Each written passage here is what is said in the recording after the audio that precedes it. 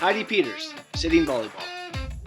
I grew up in a small town and just volleyball was like our main sport. I always knew I wanted to play. I played in junior high and high school, and I just, however it comes to be, like individually, I just like was really uncomfortable in my own skin and had a lot of like body dysmorphia and just like felt really like uncomfortable the way that I looked. I was literally like a size and a half, maybe 2 sizes bigger than like my teammates or my friends, and I was like didn't want to like look in mirrors, avoided mirrors. It was just like so uncomfortable in my own skin.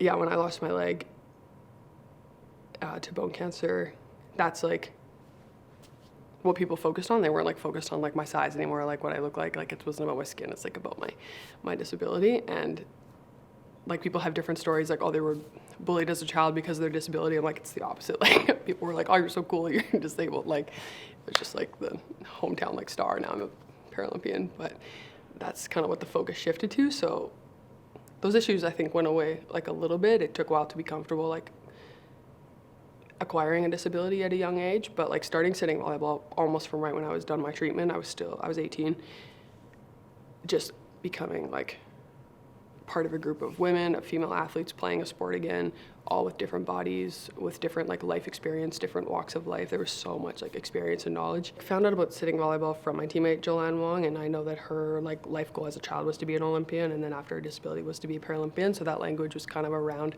right when I joined the team. But for me, never. I was like, cool, I get to play volleyball again, awesome, and travel. Like that's what it really was for about 3-4 years for me. And then after 20, even through Rio, it was, the qualification was a bit easier for Rio because Brazil was in our zone and the berths were different. But it never was something that I really dreamed of. Now, absolutely. But then we just literally built the program from the ground up. We were like 13th in the world, bad, lost a set to the US 25-1 once. How does that even happen? Terrible.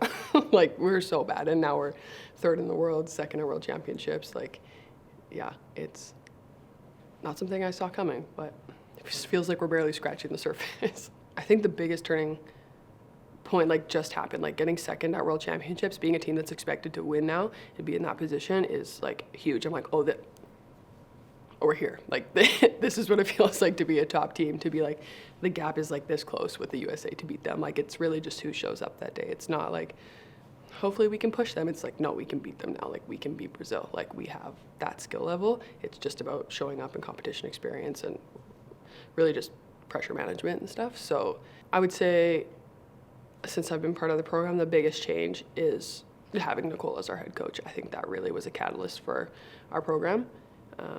And then some good coaches came after her. Like our assistant coach for a long time was Christine Bigg. She's head coach of University of Calgary right now. Like we have had a lot of good involvement since Nicole has been part of the program, and that was a huge turning point. And like I said before, we were so bad that, but she also, like I said, developed us into, pulled such like leadership and quality out of us, and now we're just like strong female athletes. Like I'm not afraid to like use my voice, say what I think, take up space, like all of that.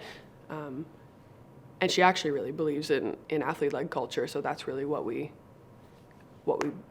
believe on court, off court. It's really about us and what we want our team to be. It's not so top down. It's more like bottom up, and that really is an extra, I think, level of accountability. Like I want it. Like I want to work hard, so my teammates work hard.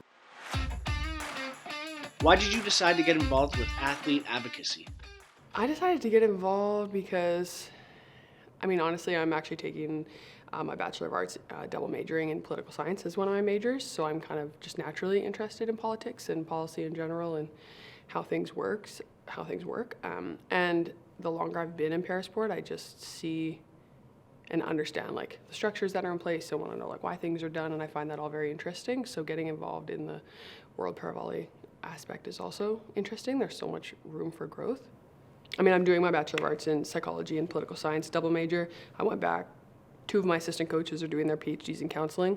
So I was like, oh, cool, like just sounded like interesting. And I took an intro poli-sci course and was like, yeah, that's for me. So I double major political science. I think I would like to do my master's specifically in policy studies. Like, I mean, policy is pretty dry, don't get me wrong, but it's like literally how we function like in the world. It like affects like everything that we do. So I think working in policy in some capacity would be very interesting. And I think I can't even put it into words. There's just so much room for growth in sport, especially in Canada.